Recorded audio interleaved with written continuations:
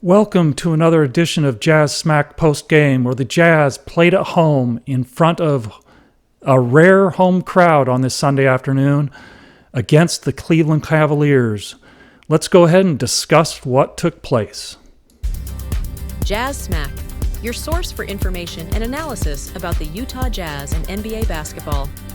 Jazz Smack is a community for passionate Utah Jazz NBA fans. So this is a really rare thing for the Jazz. As most people know who are following this podcast, the Jazz have traditionally not played Sunday games. The two previous ownership groups were opposed to Sunday games. Larry Miller was famous for not even attending Sunday NBA games. And so this is a new thing, and I think the league had pushed the Jazz into playing Sunday games, and Ryan Smith is obviously not opposed to that. You can see him on the sideline attending the games.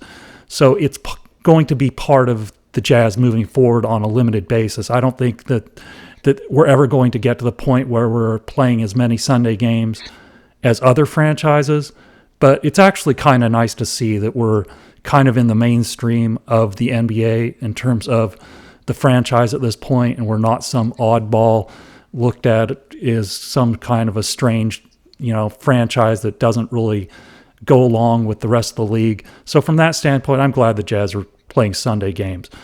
Now, as far as the game itself, Kyle Filipowski played a really solid game, and he's continuing to add to his resume of good, productive games that he's had over the past, last few months. He's certainly, the more time he gets, the more repetitions he gets, the better he plays. And tonight was certainly evident of that. He shot the ball well again. He rebounded the ball well. He's doing things that are winning basketball. He and Walker Kessler are the two guys on the team right now of all the young players who I think can contribute to winning basketball games. I'm not saying that the other players, the young players, can't do that, but I believe right now that Walker and Kyle are the only two that can do that. The others may come into that in the future. I'm high on Collier. I think he has a future with the team. But right now, in terms of winning basketball, I think that those are the two players that absolutely can contribute to wins. So what are your thoughts on that? Yeah, I agree. I agree that we've been pushing to have Kyle start because we feel if Kyle starts, when John is not starting, when Kyle starts, we have Kyle playing in his real position, not center, in a forward position. And we have a guy on the wing who can pass. And even when Markkanen is playing, we don't have a passer out there. When Collins is playing, we don't have a passer out there. So I think it actually really helps. And so Kyle is showing all of the signs of having tremendous skills. Does that mean he still needs to become a better defensive player? Absolutely. No one's going to doubt, question that. Is he still going to have to make better decisions? Absolutely. But he is showing tremendous skills, assist and passing, same thing, obviously, rebounding, steals, and handle that are all really impressive. So it was great to see him out there. It didn't offset the other challenges that this Jazz team had today, but it was great to see him out there continuing to put up big numbers.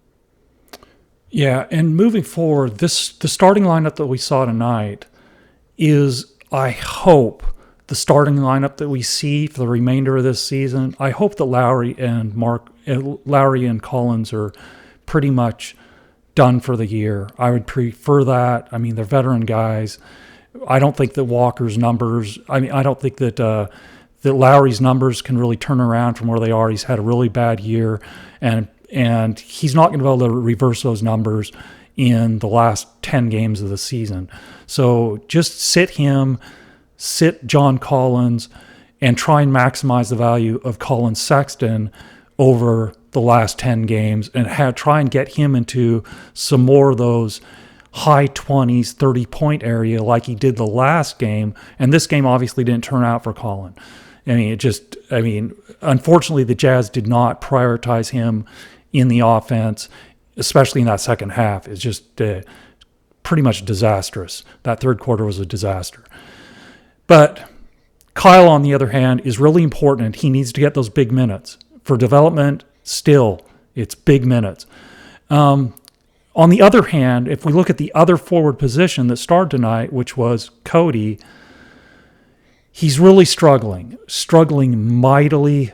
And tonight was one of those nights where he just missed shots, and he allowed those missed shots, especially the air balls, to obviously impact every area of his game because he didn't contribute in the box score in any other way. I mean, there were no rebounds, there were no steals, there's no blocks, there's no meaningful contribution. And those missed shots, his confidence just got shot, and he's had a number of these games this year.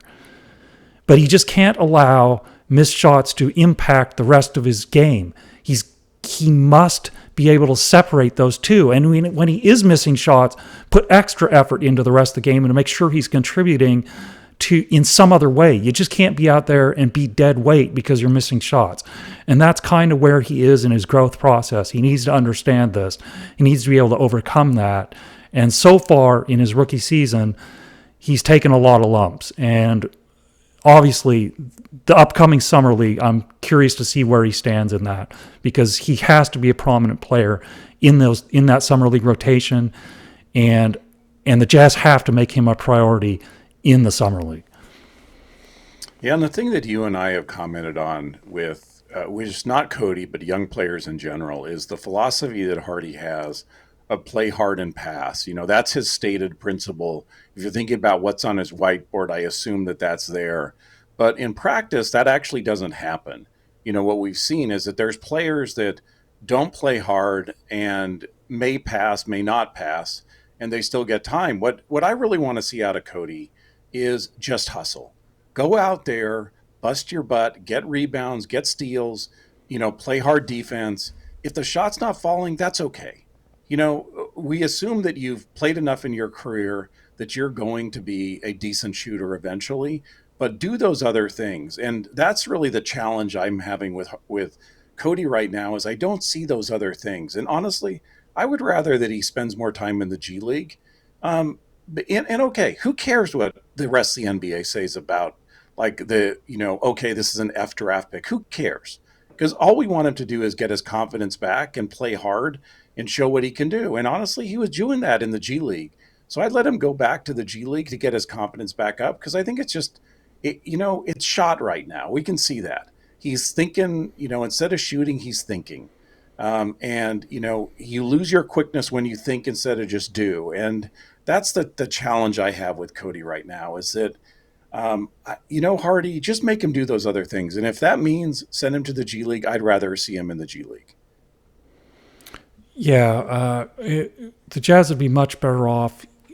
I mean, they can't have a player and play him significant minutes where his confidence is just completely out of sorts, and that's where Cody is at the current time. I mean, he's just shot. So however he can get that confidence back, the Jazz need to make sure that he's not completely lost. And right now, tonight is an example of a game where he was just completely lost, and you could see it.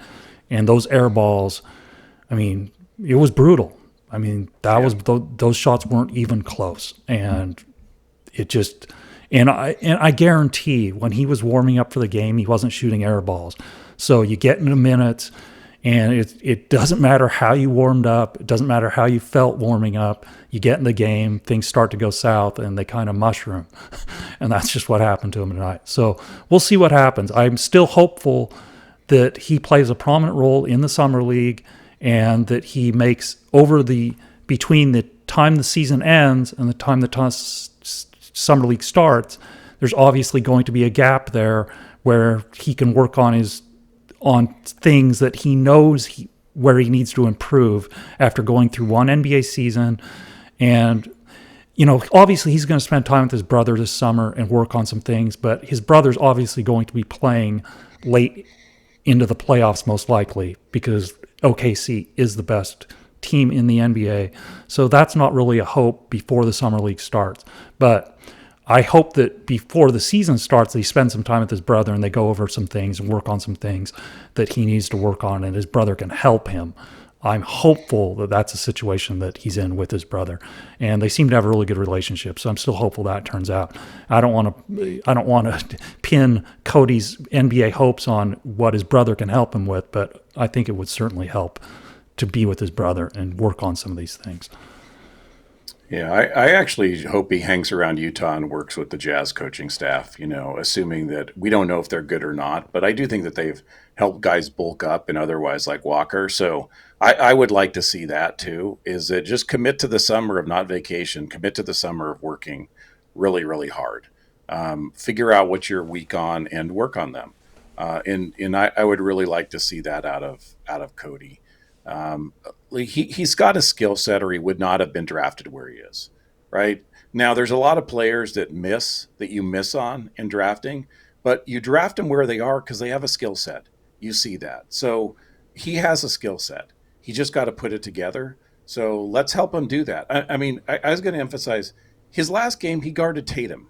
Now, I'm not the biggest Tatum guy. I don't think he's a top 10 player, but is he a very good player? Absolutely. So you have Cody Williams out there trying to like tag Tatum, and that's what's going to get your confidence shot, right? Put Flip on Tatum. I don't, Flip one, they know each other, so I would prefer to see that, because honestly, give him an easier assignment right now, because he just needs his confidence and to go and do the other things, however that is. But like you and I are disappointed. I also feel bad for the kid, because when you're thinking, you're not playing, and he needs to just play. And right now he's thinking on everything. Yeah, you can see that. It's not, he's much, like Collier's much further along. Filipowski's much further along. Kyle obviously had 2 years at Duke compared to Cody's 1 year at Colorado, so that obviously helps. And Duke is always playing for something. And in defense of Cody, in that standpoint, Colorado actually had a really good season last year, and they won some games in the NCAA tournament. So those are good experiences for him. But right now, he's obviously behind Collier and Filipowski in like the way he thinks the game, his confidence, and all that, because those guys are vastly further ahead in areas of confidence than Cody is. You can see that. Even as bad as Collier is at shooting the ball at this point, in terms of confidence, he's much further ahead than Cody. Not every player isn't the same. Every player doesn't develop the same rate, and this is just one of those cases where Cody's going to have to take some lumps. He has to go through it. It's just one of those things. Mm-hmm. And I think in particular one of the things that opposing teams are doing to the Jazz right now is that they've now scouted all these players. They know their strengths. They know their weaknesses. They're really trying to make them prove that their weaknesses are not true. So Collier, they've completely backed off on, let him shoot. On Cody, I think they're doing the same thing, right? They're saying like, look, he's not a good shooter, or at least he hasn't proven himself to be a little, shooter. They did that to Flip earlier in the season, and he proved that he could shoot it, right? Mm-hmm. And so it's making it really challenging for these guys to all play together because they've been scouted. Now teams know Walker's going to, chuck 6 or 7 3-pointers. They're letting him do it. So you have another defender that's backing off and like cutting off drives for like Colin Sexton and others. So it's actually made it really hard for these guys to perform right now, just because these teams. So it's, that's where I feel like you have to give him some, like, look, they're scouting him. They're scouting other players that he's working with. So let's not force him to shoot. Let's let him do the other things that he was doing 2 weeks ago, and now he's not doing again. I feel bad for him. Honestly, I feel bad for him. Yeah, he's in a tough spot right now. He really is. I hope that this changes.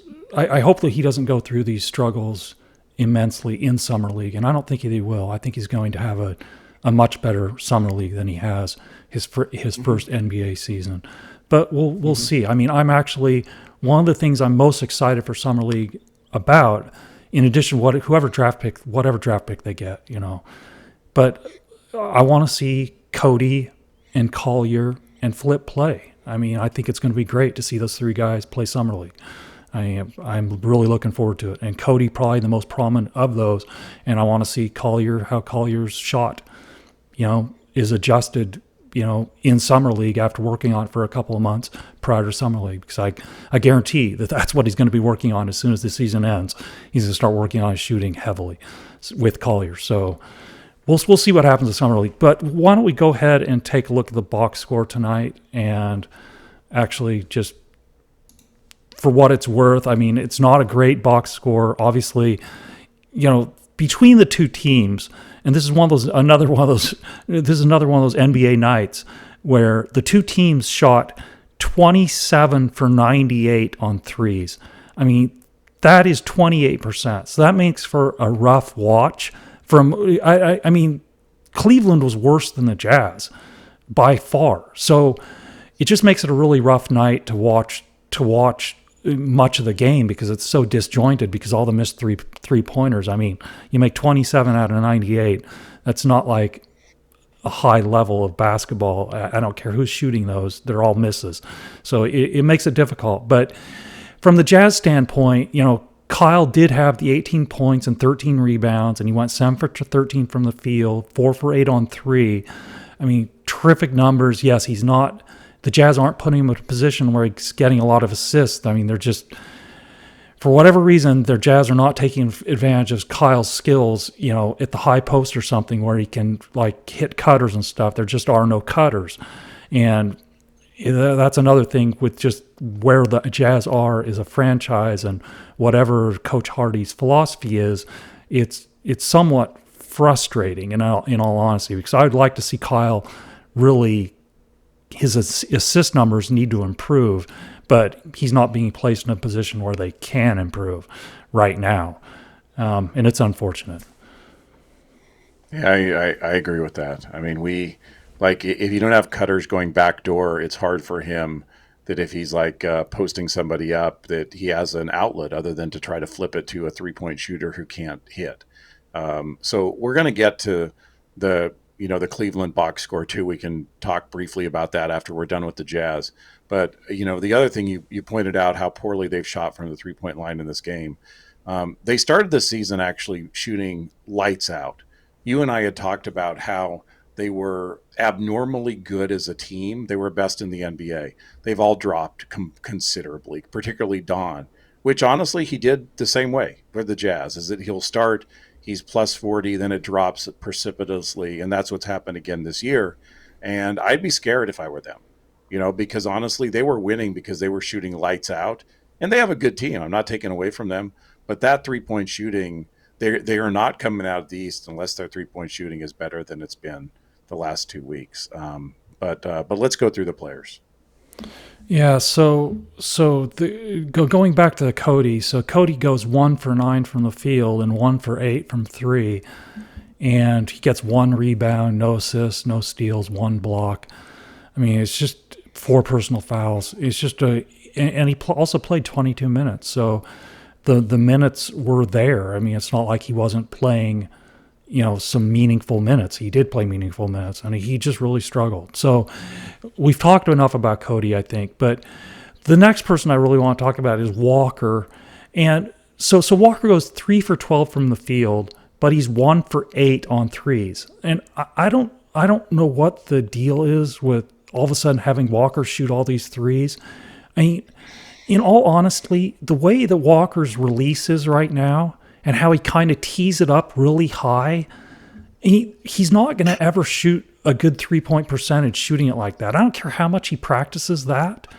That is not the way to. It's all, he tees it up really high, and then it's all with the upper arms, and there's no energy coming through his lower legs, up through his body, and through his shot. And so it makes it a really difficult thing for anybody who's spent a ton of time in a gym shooting the basketball.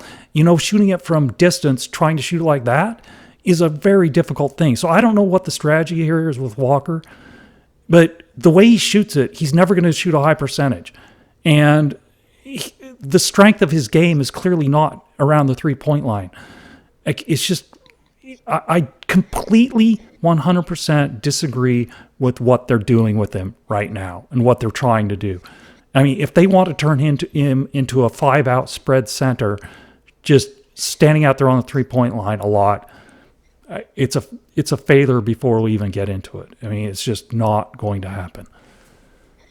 Yeah, you got the wrong guy if that's what you want. I mean, trade him away and get somebody different if that's the offense you want to run, because that's not him. And there's one positive I want to point out with Walker. And this I saw it may have been the Boston game, may have been the game before that. He dribbled the ball where he kind of spun in the lane, and he showed decent handle. I mean, in a way, you would think it would be flip if you didn't know it was Walker Kessler, and he did one of those again today. Now, he blew the shot after that, but honestly, Larry Markkanen can't do that. So, like, Walker continues to show these skills that we didn't know he has. The skill that he doesn't have is shooting the basketball, as evidenced by 0 for 4 from the free throw line again. Like, honestly, the most important thing for Walker Kessler right now is to hit his free throws. Right? I mean, that's more important, is to hit his free throws. Let's focus on that and not the 3-point shot. If he masters the free throws, then go to the 3-point shot if that's what you want to do. But I don't really understand it either. I don't. There's a lot of things that Hardy does that are just head scratchers. And look, we don't know his philosophy. We don't know if it's going to work over time. All we can say is that it's now 3 seasons and it hasn't worked. That we can definitively say. So maybe next year it will work, but 3 seasons hasn't worked. So, maybe that's an example, Hardy, of trying something different. Yeah. And everybody, I know that everybody's going to say, well, the Jazz are trying to lose right now. Yes, the Jazz are trying to lose right now. But that doesn't mean you don't develop good habits for the guys who you think have an opportunity to be here long term. And it's really important, even though you're losing and you're trying to lose those games, you have to have guys developing good habits and attempting to play basketball the right way. And right now, we're not seeing that. We're certainly not seeing that on defense. And a lot of this offense that whatever it is they're trying to do, it's not the right route to take. So yes, we want the losses, but you can lose while also developing good habits. And that's where my complaint is with the franchise right now and with what Hardy is doing. I just don't see that. And it's just really frustrating. And so that's what I want to change. Yeah, and other teams have commented, because you and I usually listen to we watch we watch League Pass. We usually listen to the opposing announcers. We do that because we want to hear their perspective. We know what our announcers are going to say. It's not a criticism of our announcers. Our announcers are great. It's not a criticism of that. It's just like we want to hear the perspective of others. A lot of other teams have come in and said, look, this team has, young talent. I think they do. But honestly, sometimes we just being utilized. We don't see it. And I think we have more there than people realize. But let's face it. I'm never going to say I don't like to watch the Jazz, because I love the Jazz. This was an ugly game. This was a really ugly game. It was completely disjointed for every player that was playing. And there just doesn't seem to be you don't see that continuing like development game to game, right? Where it's coming together. Okay, the team is coming together, but they're missing their shots. Fine. It just doesn't seem like they're coming together. And it seems like the things that they're being asked to do just are not what they do. Like, it's not what Walker Kessler is. It's not what he's all about. Don't have him check up 3-pointers. I agree with you. The shot doesn't look good. Maybe he's hitting it in warm-ups that we don't know, but it doesn't look good. So that's more, an example of probably it's not going to go consistently in because the shot just doesn't look good. Yeah. Yeah. I've spent an inordinate amount of time in a gym shooting the basketball, and I can just tell the way he shoots it, there's just no There's no avenue for success. You just can't shoot it like that and hope for success. It's way too far of a shot to just not have any energy coming from your lower body and coming up through the release. It's just not going to work. And so that's why it just frustrates me that this is what they're trying to do with him. I mean, this is like, okay, I'm going to have Robert Parrish go out there and shoot threes. No, because the way Robert Parrish shot the ball, he's a guy that's 12 feet and in. Well, that's kind of where Walker is with the way he releases the ball. He's just not go. I know he shot some of these at Auburn. I get that, but he was not a good 3-point shooter at Auburn, and the NBA shot is farther than the shot in college. It's just dumb. The whole thing's dumb. It's just the offense and defense are both really disjointed, and I don't agree with the philosophy of what they're doing. I get it. We're focused on player development mostly. But like I said, there's got to be some sort of philosophy behind what they're trying to do, and then have the guys, improve in practice habits, game habits. They just have to improve. There has to be improvement because some of these guys, there has to be a plan for a few of these guys, 2 or 3 of them, to be here long term when the Jazz are in a position to contend for something. And so you just can't throw it all out there and just say, well, just go play pickup ball. And that just seems, it's more like pickup ball than it is like some semblance of some organized executing offense and defense. Do you think Jared Allen's a good player? Yeah, I do. I like him. Okay. And does Jared Allen shoot 3-point shots? No. No. And is there a problem that Jared Allen doesn't shoot 3-point shots? No. Right? Jared Allen's an all-star level player, borderline all-NBA player. I don't think he's an all-NBA player, but I say borderline. He has made the all-star team. Jared Allen's a very good player. I honestly think Walker Kessler is going to be a better player than Jared Allen. I've never seen Jared Allen do the dribble move that Walker Kessler's done today. So if you can perfect that, where you can get off your shot by doing some spins and some jukes in the lane, you're golden, right? With all those other things that Walker Kessler does. I don't care if he ever hits a 3-point shot in my life. I don't care. I remember Tim Duncan took this top of the key 3-pointer and he banked it in. I remember like this playoff game where he did that. And like, we're like, oh man, how did he make that? Well, other than that shot, he never shot the 3-point shot. I know it was a different era, but you don't have to, right? Yeah. I mean, Tim Duncan is a Hall of Fame basketball player and still would be in this game today, even if he never shot a 3-point shot. Yeah. Tim Duncan would be really good today. I don't know if you had Hardy out there trying to get him to play 5 out, he's going to fail. But you give him with somebody who actually understands how to maximize the value of a player and put them in positions to succeed, then we're better off. I quite frankly, I don't like this 5 out stuff where it's all dribble, drive, and kick out. I just can't stand it. So, I mean, I'm going into it from that. I don't like watching it. I would much prefer the Jazz went a different route and try to do some other things. I haven't seen any indication that the Jazz coaching staff, all 37 of those coaches, have any understanding of how to engage in that and how to actually implement something like that. But we'll see. We'll see what happens. Anyway, go on to other players. So we talked about Walker.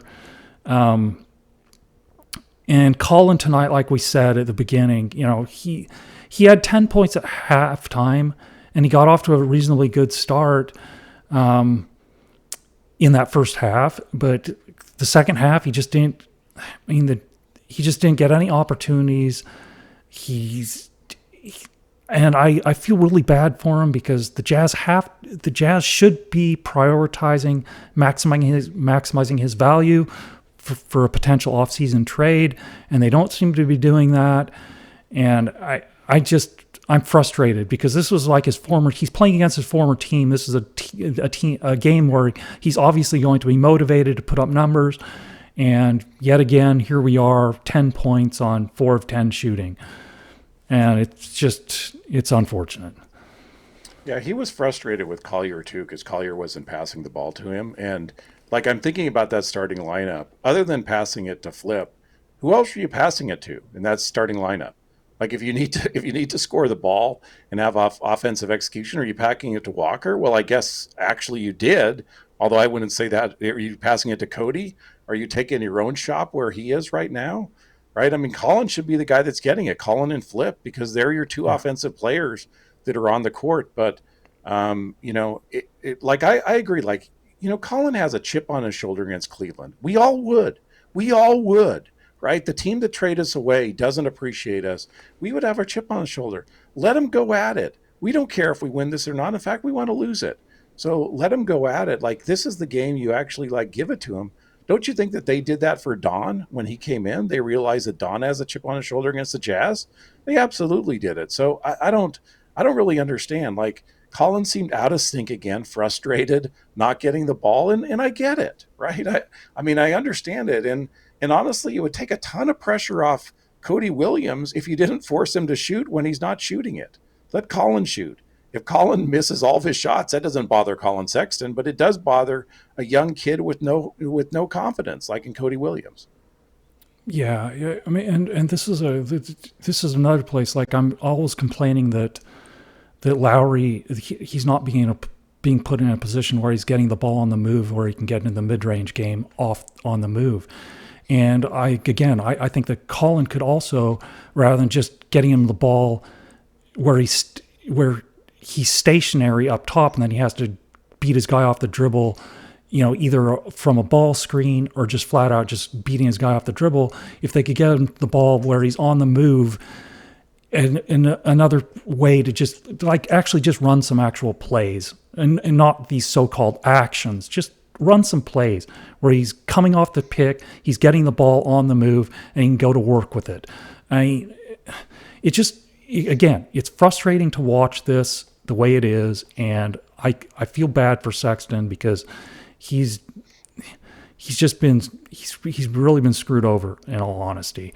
I mean, Hardy gets on him in not the same way that he gets on Clarkson and Keontae, and it's just frustrating to witness what we've witnessed with him over the past 3 years. Yeah, I agree with that. I think the positive from it is that, he did have a couple of times on Don where he fouled him on 3-point shots. I don't think one was truly a foul, because there's a foul on every play. But, Hardy pulled him aside, talked to him about that. I agree with that. That's where Colin, you say, like, look, Colin makes a number of those plays every game. He's probably going to do it throughout his career. Those are the things that kind of frustrate all of us. But also, let him go out there and do what he does, and that's an amazing score. In the last game against Boston, against two of the best defensive players in the NBA, he lit them up. They had no ability to guard him. White had no ability to guard him. It just, and that was fun to watch, and that's what I'd like to see here. You think Garland can guard Sexton? There's no chance. You think Don can guard Sexton? No chance. So I just would have seen, let him kind of do what he does. Yeah. So anyway, moving on. I'm gonna just get to the highlights. Clarkson again, he struggled again mightily, and I don't know I don't even know what's going on there, but he struggled mightily again. Juzang, I thought, was probably the other guy. Bryce and Johnny both shot the ball well, and so those are the other two guys that I would say, just from, it was such a struggle tonight with the team shooting 36%. That I think the highlights are guys who actually made some shots, and Johnny and Bryce both did tonight, which is positive to see. I mean, we don't know what the future is for those guys with the Jazz. There's some speculation that Johnny will be moving on after this season, and the Jazz won't pursue him. And Bryce, who knows with Bryce? I would say that there's a good chance that Bryce, even as a third-year player, maybe he does play summer league. I don't know, but it's nice to see those guys actually get some shots and they actually go in. Yeah, and honestly, you look at Bryce's 16 minutes, 3 rebounds too. He's been rebounding the ball better and otherwise. So he's doing things. The defense is a little bit matador defense, but the reality, he's doing some other things. So it's very hard for Bryce too, having 25 minutes one night and then 10 the next.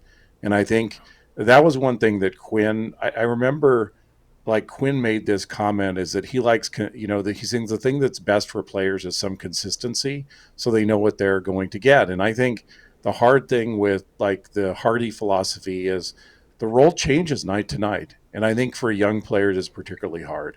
And these guys, they've played decent. Honestly, Bryce has shot the ball really well lately, and is probably deserving of getting more minutes. And I can't really understand the 16 minutes when some others, are like near 30 minutes. Yeah, and consistency is really knowing a player, knowing their role, and is super important. Presuming that all the guys are in place and healthy.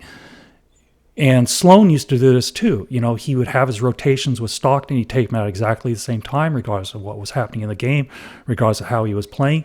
He'd remove him. He'd put in Isley or Rudd or whichever point guard was coming off the bench. And those guys had the exact same minutes, game to game. They played exactly the same times in the games, and it was really structured. And more structure would certainly help. I mean, the Jazz are in this situation where you're just trying to figure out guys right now, which doesn't help that. And the Jazz had veteran teams, and they were always competing for something in the playoffs, which is vastly different than what this team currently is. But yeah, a lot of it just doesn't even make sense, because Kyle has played so well, and yet he's one of the guys that his minutes are just so inconsistent from game to game. You just never even know. And so Bryce seems to be a guy who plays, basketball is a game of rhythm, but Bryce even more so is a guy who needs to get in the flow for it to work for him. And right now, playing these disjointed minutes with very few minutes, it's really difficult. It's just tough. Yeah, it is. He seems to be a rhythm player. If he's out of rhythm, he's terrible. If he's in rhythm, he hits. And it's interesting because, every player is different, but that seems to be his modus operandi, and that's probably who he is. So that means that if you want the most out of him, you got to give him rhythm. And I think it's been challenging for him this season because it's not a lot. He's shooting for this year. I bet he's up near 40%, which honestly is probably an NBA rotation player, at least a George Niang role. Yeah. Okay. Let's look at the Cavs really quick. From just the guys that we obviously we care about, just because of previous Jazz experience. So Donovan tonight went 5 for 13 from the field, 0 for 5 from 3, 6 for 9 from the line, 4 assists, 2 steals, and he played 21 minutes. So Donovan actually didn't have a great night tonight. But the Cavs were so far ahead that nobody played huge minutes. The game was just, partway through the third quarter, it was over. So obviously you're not where the Cavs are right now in trying to prepare themselves for the playoffs. You're going to try and conserve guys and put in the bench players. And another guy from Utah, Sam Merrill, he goes 2 for 9. He plays more minutes than Mitchell at 25 and goes 2 for 9 from 3, and all of his field goal attempts were threes. So he didn't have a particularly good night either, but Sam did record 5 rebounds and 5 assists. And those are actually really good numbers for Sam in those areas. Even, obviously he got more minutes tonight than he'd normally get, but those are big numbers for him. And those are really the two guys. The Cavs really didn't play well tonight. They shot 46% from the field, 23% from 3 on 48 attempts, and yet they still blew the Jazz out, and it wasn't even competitive. So that just tells you how this game went, and it was kind of a struggle. Yeah, what I want to say on Don and Garland too is, this is what I was saying at the beginning of the podcast, is that the Cavaliers by far had the highest 3-point percentage as a team until midway through the season. And I don't know where they stand right now. They may still be number one, but they've dropped a lot because Don was shooting 43% from 3-point line, 42, 43%. Garland was shooting 45. It was incredible. Don, look at Don's statistics now, and this does not going to show it. I'm going to tell you what his last 10 games are, and you're going to be shocked by it. So he's 36.7 for the season. Last year he was 36.8. He was 38.6 before that. His last season in 35.5. Don has been traditionally this, where he's over 40 and then it drops off. I don't know if he gets tired. I don't know if he gets hurt, what it is, but he's on a downward trend. His last 10 games, Don from three-point land is 17.9%. Wow. That is a danger sign for Cleveland, because you need your best player hitting those shots, and he has not. So let's look at Garland now, where Garland is for the season.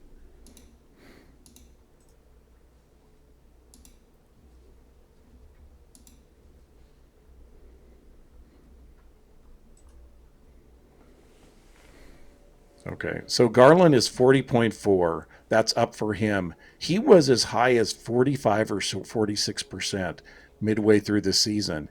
His last 10 games are 33.3%. So their best shooters have all had a downward trend. Now, we're not in the playoffs yet, so they can change it, right? Their next 10 games could be fantastic. But if I'm Cleveland, I worry about this downward trend, where I thought for sure they were going to come out of the East. I don't, based upon this recent trend, I don't think they're coming out of the East. Honestly, now Boston has Porzingis back. They're going to be really hard to beat the way the Cavs are shooting the basketball. So those are the two guys I wanted to specifically point out. And obviously league average this year for 3 points about 36%. So both these guys are still shooting above the league average. Both these guys should still be shooting 3-point shots. No one's questioning that. But their whole strength, besides their defense, was they were just killing it from 3-point land, just crushing it. And they're not doing that anymore. They've come back to norm and even, I think, gone negative because they're shooting so well in the early part of the season. Yeah, I mean, if you're going to shoot 53s and you shoot 25% or something like that, and you're playing a decent team, not the Jazz. That's a danger. I mean, obviously Boston's in that same boat. I mean, they shoot 53s a game, so if they're shooting poorly, it can get ugly in a hurry. So both those teams are facing that. And yeah, right. I mean, we all knew that the averages were gonna trend, and we're gonna drop, and they were gonna end up being in line with pretty much where they have been in past years. So it's not a surprise. We'll see what happens. Obviously, the playoffs start soon, so we'll see what happens in the playoffs. But anyway, any other comments for tonight? Nope. All right, so we're going to call it a night, and we will talk to everybody after the next Jazz game. For those watching on YouTube, please like, share, and subscribe. And you can also follow us on X at Jazz Smack. And we will talk to everybody later. Have a great night, everyone.